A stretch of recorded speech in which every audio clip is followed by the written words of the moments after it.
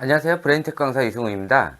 이번 강의는 아이들이 7살에서 초등학교 넘어갔을 때 그때 시기니까 딱 지금 시기예요. 12월 달. 1월 달도 상관이 없어요. 아이들 입학하는 게 3월 달이기 때문에 1월 달, 2월 달, 2개월 동안 준비해야 될 게 있어요. 이것은 지금 입학하는 아이들 외에도 1학년, 2학년 아이들 겨울방학 또 여름방학 때 해줘야 되는데, 여름방학 때 해야 되는 거는 제가 따로 만들어서 영상을 만들도록 하고요. 지금 입학하는 아이들이나 1학년 아이들, 2학년 아이들 꼭 해줘야 되는 부분이에요. 보통 이게 왜 해줘야 되냐면은 초등학교 들어가는 아이들, 요런 아이들이 대체적으로 1학년 거에서 2학년 거까지 하고 들어가요. 특히 수학 부분이요. 그런데 알아두셔야 될 게, 이 수학에서 뭐 아이들이 입학하기 전에 2학년까지 끝냈다 라고 하는 것은 보통 연산 부분이에요. 그러니까는 실질적으로 수학을 끝낸 게 아니라 이 연산만 끝냈다는 소리예요. 근데 중요한 게 뭐냐면은 이 수학은 계산도 중요하지만은 풀이도 중요해요. 그런데 지금 하는 학습지, 여러분들이 많이 하는 이 계산 학습지에서는 이런 거 다 필요 없다, 연산만 잘하면 된다라고 그렇게 세뇌를 시키고 있어요. 그래서 많은 어머니들이 주구장창 덧셈, 뺄셈, 곱셈, 나눗셈만 하게 되죠. 그러다 보니까는 아이들이 학교에 가가지고 주관식 문제, 또 서술형 문제, 이런 것들을 못 풀게 돼요. 그러니까는 어디를 보내요? 무슨 또 논술학원이라고 보내요. 그냥 계속 악순환이 되는 거예요. 그리고 문제집을 제가 하라고 많이 권유를 하는데, 문제집을 하게 될 때 우리 아이 공부방에서 해요. 그래서 안 해도 돼요 라고 얘기하는데, 이건 아니에요. 1학년, 2학년, 3학년, 4학년까지 뭐를 만들어야 되냐면은 자기주도 학습을 만들어야 돼요. 자기주도 학습을 하려면은 집에서 스스로 개인 공부를 해야 돼요. 그러니까 학원 숙제를 하는 게 아니라 개인이 스스로 할 수 있는 이런 공부를 해야 돼요. 학원 같은 경우도 1, 2, 3학년 때는 안 가시는 게 좋아요. 어머님이 가르칠 레벨이 안 되거나 아니면은 가르치기가 힘들거나 이랬을 때는 보내긴 하는데, 웬만하면은 아이들하고 최소한 1학년, 2학년 때는 같이 할 수가 있어요. 기본적으로 어머니들도 아시다시피 4친 연산만 나오게 돼요. 그런데 4층 연산을 했다고 아이들이 주관식 또는 서술형 문제를 풀까요? 아니에요. 이 주관식과 서술형 문제를 풀기 위해서는 문해력이 돼야 돼요. 근데 서울 쪽에서는, 서울이나 저쪽 대구나 저 경상도 쪽도 다 마찬가지예요. 그쪽 지역에서는 영유를 다니기 때문에 아이들이 문해력이 안 돼요. 영어만 했기 때문에. 그래도 강남 대치동보다는 나아요. 아직까지는. 그런데 지금 시기부터는 많은 아이들이 영유를 통해서 나오기 때문에 한글로 된 문장을 이해할 수가 없고, 문장을 읽어도 이해를 못하게 돼 있어요. 그렇기 때문에 아이들이 주관식과 서술형 문제를 계속 어려워하는데, 이것을 그대로 건너뛰고 문제를 풀다 보면은 아이들이 말 그대로 90점 이상은 나오는데 틀린 게 뭐가 틀려요? 이 주관식과 서술형 문제를 틀게 돼 있어요. 이게 계속 누적되고 누적되다 보면은 나중에 4학년 넘어서 아이들이 공부를 할 수가 없는, 오히려 많은 문제를 틀리는 현상이 일어나고, 그때 되면은 수학뿐만 아니라 다른 과목도 문제가 생기게 돼요. 그래서 이런 논술학원을 보내는 게 아니라 주관식과 서술형 문제를 많이 풀게 되려면은 어머님과 또 아버님과 많은 대화를 해야 돼요. 대화를 하려고 했더니 맨날 책만 읽히고 그런 대화를 하는 게 아니라 평상시에 어른과 대화하는 것들이 많아야, 그거에 따른 활용 언어가 굉장히 많아져야 아이들이 주관식 서술형 문제를 풀 수가 있고요. 단어를 많이 안다고 이걸 하는 건 아니에요. 단어의 쓰임새를 알아야 되고 단어의 뜻을 알아야 돼요. 또 한자도 많이 해야 되는 부분이에요. 그래서 주관식 서술형 문제가 안 되기 시작하면은 4학년 때부터 아이들이 학교 공부 자체를 하기가 어려워지고, 또 아이들이 1학년, 2학년 거를 또 다 배우고 왔다고 또 1학년, 2학년 때는 뭐래요? 3학년, 4학년 거를 시켜요. 그렇기 때문에 모르는 부분을 다 건너뛰고 진도만 쫙쫙쫙 빼게 된단 말이에요. 그러니까 아이들이 어디서 문제가 생겨요? 도형에서 문제가 생기고요. 또 여러 가지 수학의 과정 중에서 마음에 드는 것만 하게 되는 편식을 하게 돼요. 그렇기 때문에 아이들이 중학교, 고등학교 가가지고 문제를 풀 때 굉장히 어려워하고, 또 중학교 때는 고등학교 거를 하기 때문에 결국은 고등학교 때 다시 중학교 거를 해야 되는, 이런 되풀이 현상이 일어나요. 그래서 중학교 때 확실히 하고 가면은 고등학교 거를 할 수가 있는데, 대충대충 진도만 뽑다 보니까 일단은 진도를 쭉 뽑아 놓는 거예요. 그리고 나서 다시 중학교 거 하려고 하니까는 오히려 더 시간이 촉박해지는 거죠. 나중에 설명은 하겠지만은 2년 선행을 하면은 아이들이 2년 후가 불안해져요. 3년 선행을 하면은 아이들이 3년 후가 불안해져요. 한 학기 정도 선행이나 한 학기 정도를 미리 보고 가는 거는 마음이 편해져요. 그래서 학습을 할 때 미리 한 학기 거를 보고 가게 하는 게 좋고요.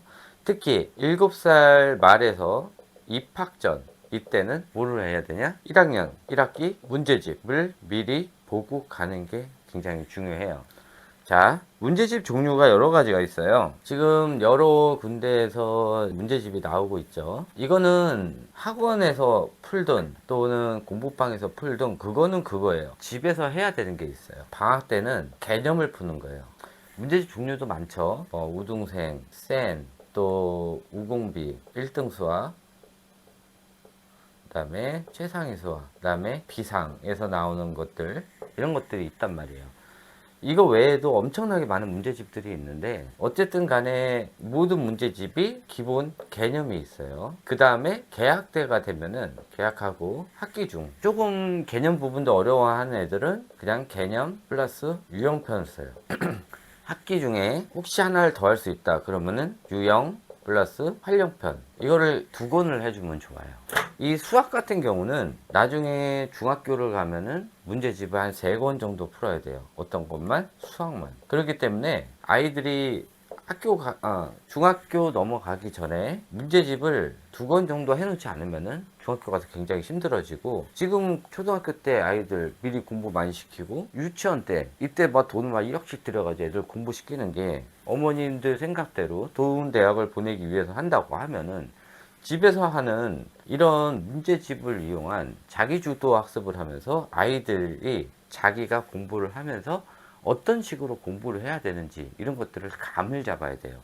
그래서 최소 6학년 때까지는 감을 잡고, 또 빠른 아이들, 공부를 좀 빨리 캐치한 애들은 4학년 정도부터는 감을 잡고, 그리고 본인이 틀린 거에 대해서 스스로 분석을 할 줄 알아야 돼요. 이런 거를 본인 스스로 다 해야 되고, 이런 걸 몰랐을 때 오답 노트 정리하는 방법, 또 틀린 거를 분석하는 방법, 이런 것들을 가지고 다시는 똑같은 걸 안 틀리게끔 자기가 뭐가 부족하는 걸 스스로 알게끔 해야 되는 게 굉장히 중요해요. 그래서 일단은 지금 7살 아이들 거를 보도록 할게요. 이 7살 아이들 거 하면서 제일 중요한 게 뭐냐면은, 지금 아이들이 미리 이렇게 보고 가는 것들에 대해서 뭐 다 보고 가면 가서 재미없을 거다라고 하는 그런 말을 하면서 애들 선행을 시키잖아요. 2학년까지 끝냈다고 하면서 왜 이거 보고 가는 거는, 그런 거에 대해서는 왜 부정적인 생각인지 모르겠어요. 기본적으로 보고 가라는 게 이 문제집을 전부 다 풀라는 게 아니에요. 일단 알아두셔야 되는 게, 지금 보시면은 3학년 1학기 거 초등 사회를 준비했어요. 요거는 아이가 볼 게 아니에요. 그리고 이걸 하려고 제가 주문을 해놨는데, 자 보시면은 초등학교 1학년 1학기 국어가 있어요. 또 국어가 제가 그냥 하나 요거 주문을 한 건데, 이거 외에 다른 거 하셔도 상관이 없고, 또 여기 보시면은 저 우등생 제가 세트로도 샀거든요. 근데 세트로 사면은 문제집이 이렇게 와요. 그래서 한번 열어볼게요. 저도 지금 처음 보는 거예요. 옛날에 제가 재능 학습할 때 수업을 하다가 제가 일정 부분 한 10분 정도 시간을 놔주고 애들 문제집 풀이를 해줬어요. 그래서 틀린 거 이런 거 제가 피드백 해주고 했더니 아이들이 이 학습 습관이 돼가지고 방학 때 되면 알아서 자기네들이 사서 보고 제가 틀린 것만 피드백을 해줬고, 그런 것을 한 2년 하다 보니까는 아이들이 학교에서 수업하는 게 너무 재밌고 편하게 그렇게 느껴지더라고. 아이들이 그러더라고요. 그래서 그때 괜찮다라고 느꼈고, 저도 학교 다닐 때 그렇게 공부했어요. 그래서 어쨌든 한번 보도록 할게요.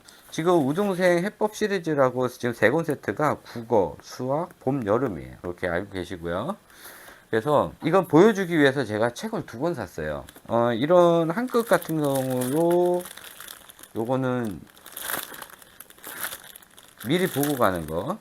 그다음에 요거는 우등생은 보통 제가 학기 중에 하라고 그러는데 요거를 우등생 풀세트를 그냥 다 우등생 풀세트를 쭉 사셔가지고 한번 훑고 지나가세요. 예. 지금 보시면은 이건 수학이에요. 우등생 수학. 그다음에 우등생 초등 국어. 그다음에 또 많죠. 이거는 뭐냐면은 이제 학습 가이드예요. 뭘 해야 되나 이런 것들이 나온 것들이 있으니까 이런 거 보시면 되고요. 그 다음에 요거는 국어 문제, 요거는 받아쓰기 학습장. 이게 풀세트로 사면 이게 다 있더라고요. 그래서 뭐 이런 거 있으니까는 그냥 하면 좋을 것 같더라고요. 요거는 이제 학교 가서 쓰면 돼요. 아니면은 지금 학교 가기 전이니까 요거 보시고 아이랑 같이 해주시면 돼요. 이게 아이랑 학습할 때 어머님이 최소 하루에 1시간, 아이가 1시간 동안 못 앉아 있으면 뭐 20분씩 3번 나눠서 하든지 이렇게 해서 과목별로 나눠서 하고, 혹시 아이가 앉는 힘이 있다 그러면은 한 번에 쭉 해주셔도 돼요. 근데 좀 재밌게 해주시면 좋고요. 여기 보시면은 학교에서 이제 해야 되는 것들, 준비해야 될 거, 그 다음에 조심해야 될 거, 이런 것들 다 적혀 있어요. 이런 거를 아이랑 같이 한 개씩 한 개씩 읽으면서 그걸 해줘야 되고, 그 다음에 이거는 보통 어머니들이 보는 거예요. 그래서 어머니가 아이들 육아를 할 때, 그러니까 학교에 가서 육아를 할 때, 아이들한테 조언해 줄 수 있는 말들, 이런 것들이 적혀 있어요. 그래서 이런 것들을 이용해 가지고 아이들하고 같이 상의해서 교육을 해 주시면 돼요. 그 다음에 1학기 때는 봄, 여름이 나와요. 뭐 지금 아이들 키워보신 분들은 당연히 아시겠지만, 지금 처음 키워보시는 어머니들 같은 경우는 지금 봄철에는, 그러니까 한 학기 1학기 때는 봄, 여름 나오고 2학기 때는 가을, 겨울이 나와요. 그래서 요거 보시면서 이 봄, 여름 같은 경우도 지금 보시면은 단원이, 여기 보시면은 여기 1주부터 쭉 해가지고 12주까지 있어요. 1주부터 12주까지 있는데 이거를 하루에 한 개씩 하시면 돼요. 하루에 한 개씩. 아니면 이틀에 한 개씩 하시면은 뭐 한 달 정도면은 보고 갈 수 있고, 뭐 3일에 한 번씩 해더라도 뭐 방학 기간 동안 2달 동안 쭉 볼 수가 있어요. 그래서 여기 앞에부터 아이랑 같이 읽어 보시는 거예요. 문제를 풀라는 게 아니에요. 아이랑 같이 쭉쭉쭉 읽어보시는 거예요. 그래서 할 수 있는 문제는 엄마랑 풀어보고, 만약에 안 되는 것들, 이런 것들은 그냥 넘어가시면 돼요. 그냥 간단하게만 설명하시고 넘어가시면 되는 부분이에요. 그리고 학교 안에 교실의 이름과 그곳에 하는 일들, 이런 것들이 있잖아요. 이런 거 같은 경우는 지금 아이들이 방학을 안 했거나 또 이랬을 때 한 번씩 그 얘기해가지고, 학교 얘기해서 아이들 그냥 방문 한번 하겠다, 이런 식으로 해서 하루 이렇게 전체적으로 보고 가는 것도 좋아요. 학교를 그렇게 해가지고 전체적인 거를 한 번씩 아이랑 읽어 보시면 돼요. 그래서 이런 것도 있고 저런 것도 있다라는 것만 이렇게 해주시고, 여기 봄에서 해당하는 거는 지금 겨울이니까 볼 수가 없잖아요. 이런 거 같은 경우 사진 같은 거를 아이랑 하기 전에 좀 많이 준비를 해서 집에 프린터기가 있어야 돼요. 그래서 이런 것들 프린트를 해가지고 다 스크랩 해가지고 아이랑 공부할 때 엄마가 미리 다 자료를 준비해줘서 같이 해주시는 게 중요해요. 이게 왜 중요하냐면은 특히 딸내미 같은 경우는 나중에 엄마가 됐을 때 지금 어머니가 하시는 이 교육들을 딸이 나중에 자식을 낳았을 때 똑같이 하게 돼요. 그러니까는 이런 것들을 미리 좀 준비를 해서 하는 이런 습관들을 들여다 보면은 아이도 똑같이 자식을 낳았을 때 똑같이 교육을 해요. 보통 그렇게 해요. 그래서 이런 것들을 할 수 있는 것만큼만 어머님이 보시면서 가르쳐 줄 수 있는 것만 해주시면 돼요. 한 번씩 읽어 보시고요. 이런 식으로 해서 할 수 있는 부분만 하고, 이 문제 같은 경우도 풀 수 있으면 풀어주시는 것도 좋고요. 만약에 풀기가 어렵다 하는 거는 굳이 문제를 안 풀어도 돼요. 그래서 할 수 있는 것만 해주시면 되는 거예요. 뭐 이런 놀이 같은 경우는 못하니까 뭐 이런 것도 한다, 이런 식으로 논다, 이렇게 해서 그냥 넘어가시면 되는 거예요. 그리고 이렇게 만들어 볼 수 있는 것들, 이런 것들은 그냥 만들으시면 되는 거예요. 이런 식으로 봄, 여름은 하시면 돼요. 그리고 국어를 볼게요. 이게 국어가 의외로 어려워요. 그래서 지금 처음에는 이제 기본적인 글씨를 쓰는 연습부터 나와요. 뭐 글씨를 쓸 줄 아는 애들은 쉬워볼 수도 있지만은 그렇지 않은 아이들한테는 또 새로운 거니까 어려울 수는 있죠. 그리고 이런 만화 같은 경우도 아이랑 한 번씩 읽어주고요. 지금 처음 하는 거니까 이 우등생 풀세트를 사시고 학기 중에 똑같이 우등생으로 또 하세요. 그렇게 해서 아이가 학교에서 배운 것만큼만 풀게 해주면 돼요. 그러니까 학교에 가서는 다 풀어야 되는데 지금 1학년 입학하는 아이들한테는 굳이 아이가 못 풀면은 안 풀어도 되고요. 풀 줄 알면은 풀게 해주시는 게 좋아요. 풀 줄 알면은. 근데 2학년 올라가는 아이들 있죠. 1학년 말에서 2학년 올라가는 아이들은 이 우등생보다는 지금 방학 기간 동안은 뭐 우등생으로 하셔도 상관은 없고요. 그 비상에서 나오는 개념형 그런 걸로 해주셔도 돼요. 그래서 웬만하면 수학 빼고는 나머지는 다 그냥 똑같은 문제집을 해주셔도 돼요. 이런 식으로 해서 할 수 있는 거 이런 것들은 아이한테 그냥 설명해주고 풀고 설명해주고 풀고 아이가 글씨를 못 읽으니까 다 읽어보고 하라주지 말고요. 지금 입학하는 아이들한테는 어머님이 읽어주세요. 그리고 이 문장 중에 아이가 뜻을 이해하지 못하는 거는 다 설명을 해주셔야 돼요. 왜냐면은 예를 들어서 모음자가 같은 자리에 있는 낱말끼리 선을 이어보세요. 그러면은 이 모음이라는 걸 아이가 만약에 모르잖아요. 그러면 이 모음에 대한 개념을 알려줘야 되는 거죠. 그래서 이 문장에 대한 개념을 모르면은 아이가 문제를 풀지를 못해요. 어머님은 뭔지 아시지만은 아이는 모를 수가 있어요. 그렇기 때문에 이런 모음자에 관련된 거를 만약에 문제를 푸는데 모른다? 그럼 다시 또 뒤로 돌아가서 모음에 대한 개념을 알려주고 어차피 그게 이제 모음자에 관련돼서 쭉 나오니까 이게 한 가지의 개념을 확실히 알고 넘어가는 거기 때문에 학교 가기 전에 미리 하고 가시면은 아이가 학교에 가가지고 조금 더 편해요. 지금 1학년 1학기에서 나오는 게 이런 문제인데 아이가 이거를 다 읽고 이해를 해야 돼요. 그러니까는 학교 가서 이걸 갑자기 풀려고 하면은 어려우니까는 이거를 좀 미리 어머님하고 읽고 또 이런 것도 보기 부분도 어머님이 읽어주고 같이 풀어주시면은 더 좋은 효과가 있어요.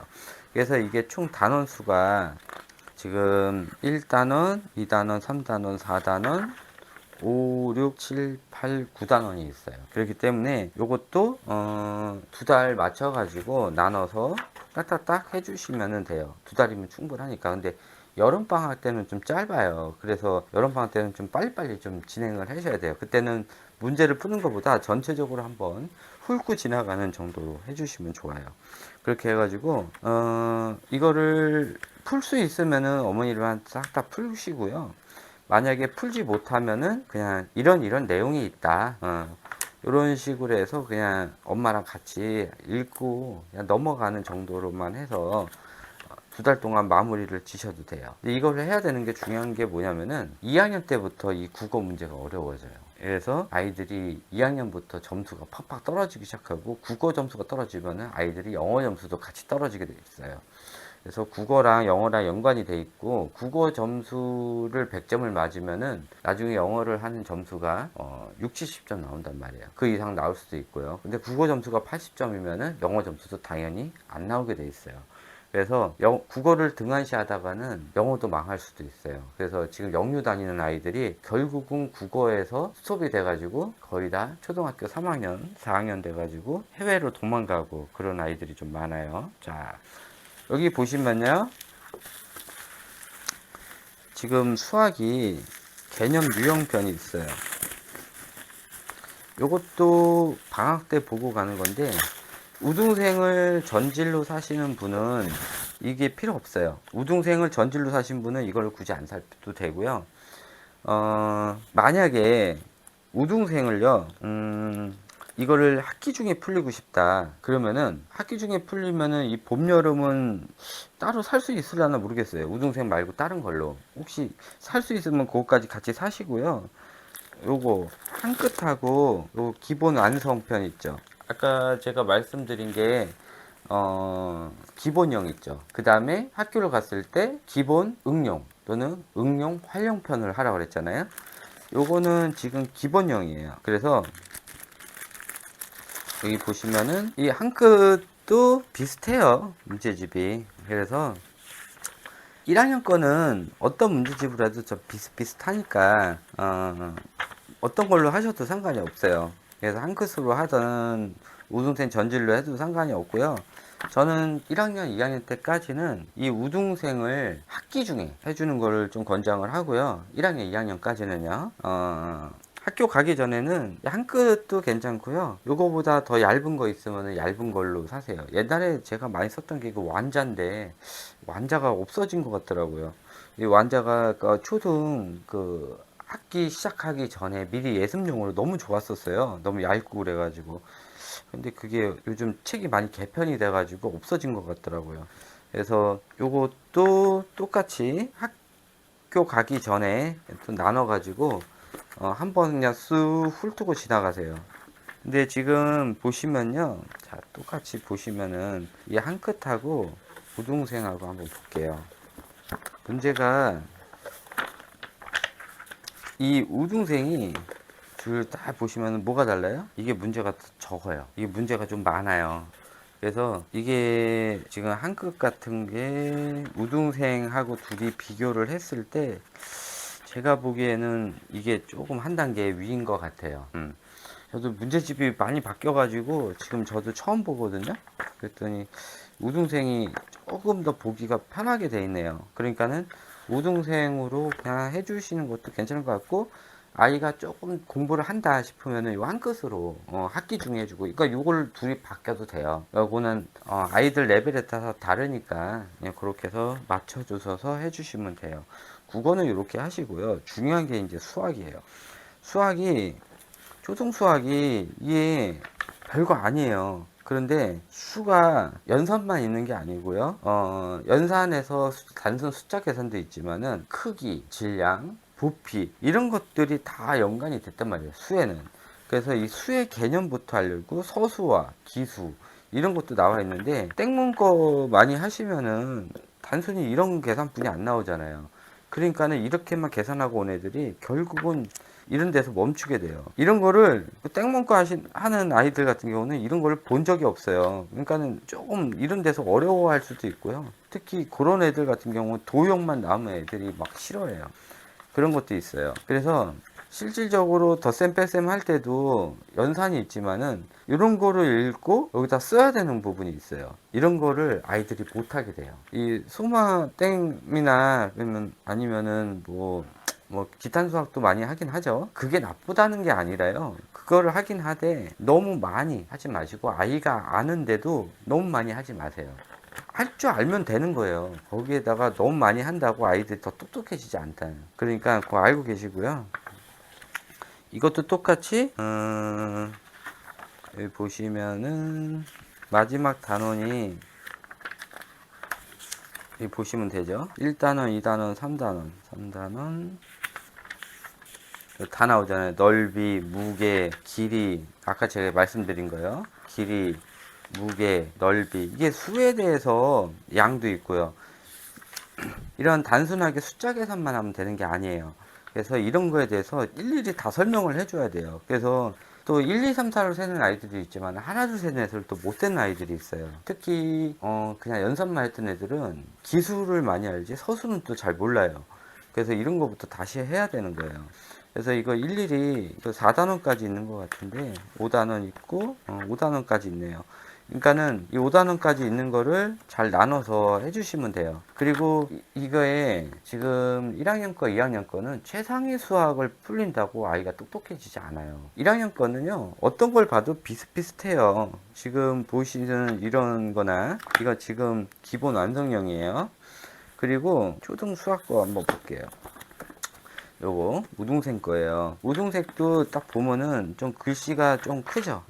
이게 한 중급 아이들, 그러니까 반에서 한 중간 등급 되는 아이들 할 수 있게끔 나온 문제집이에요. 그래서 아이들 레벨 모를 때는 보통 제가 우등생으로 시작을 하거든요. 그래서 우등생으로 해서 아이들 레벨 테스트를 좀 하는 것도 좋고요. 집에서 공부할 때도 이게 우등생으로 하면 아이들이 쉽게 할 수가 있어요. 그래서 지금 글씨도 그렇고 공간도 좀 많이 넓어요. 그래서 아이들이 보기가 불편하지 않게 사이즈로 나왔거든요. 근데 이 문제집, 이 문제 레벨이 이거나 뭐 그 별로 이렇게 다를 건 없어요.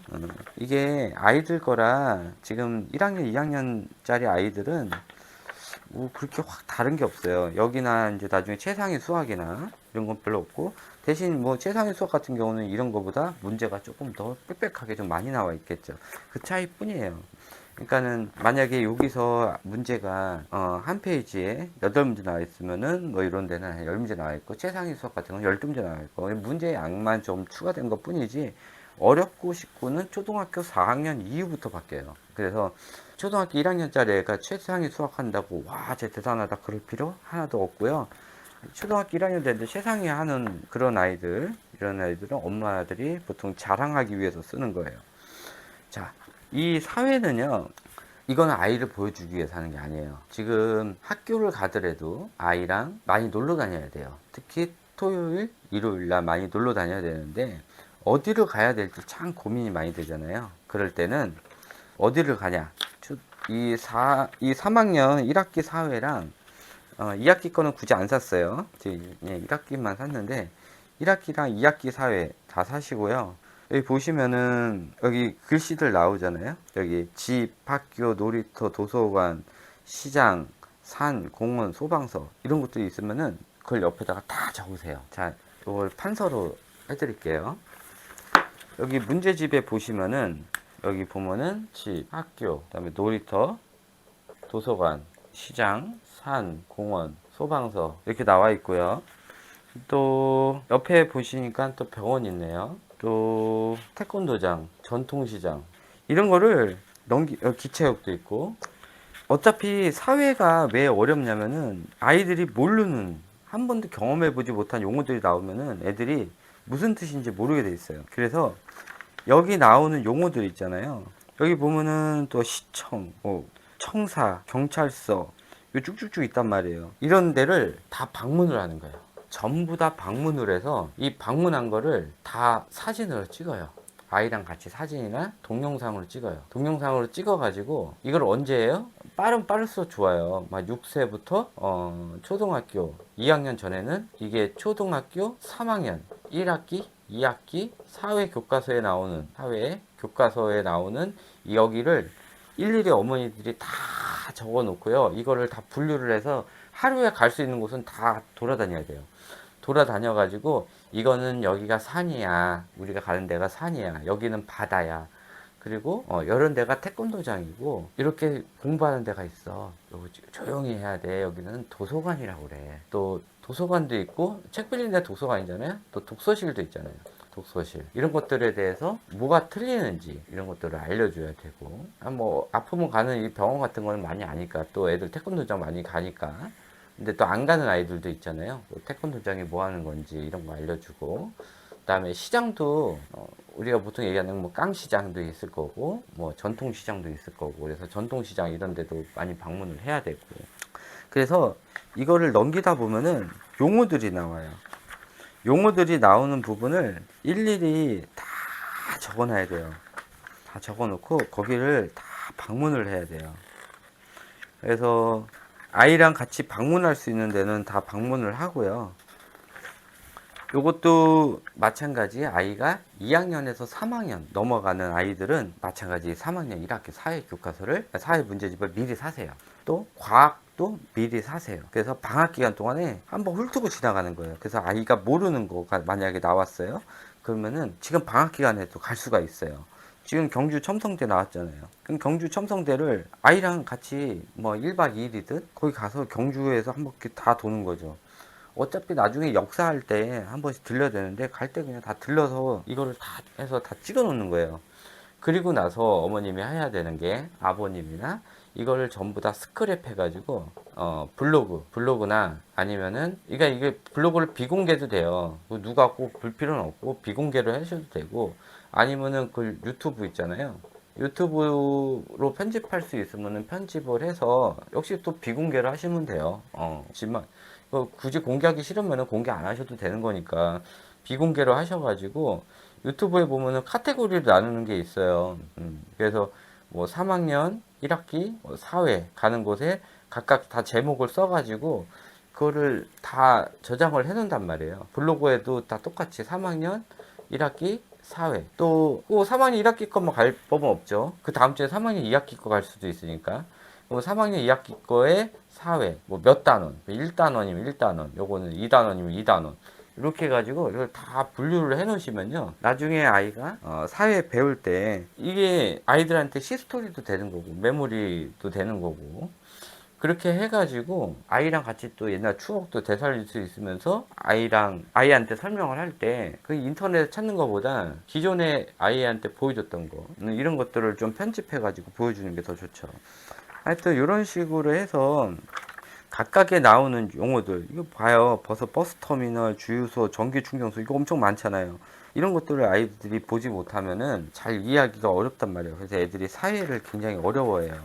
그래서 그거를 초등학교 1학년, 2학년 때 이런 것들을 해주고 이런 거 지금 초고속 진공 열차 뭐 이런 것들은 볼 일이 없잖아요. 그러니까 이렇게 있다라는 걸 미리 좀 설명을 하든지 아니면 자료를 준비하든지 그리고 자율주행 자동차 같은 경우는 뭐 요즘 버스도 많이 나오잖아요. 그 다음에 요즘 그래도 사람은 앉아 있어야지. 그래도 테슬라 같은 거 자율주행 되니까 그런 것들.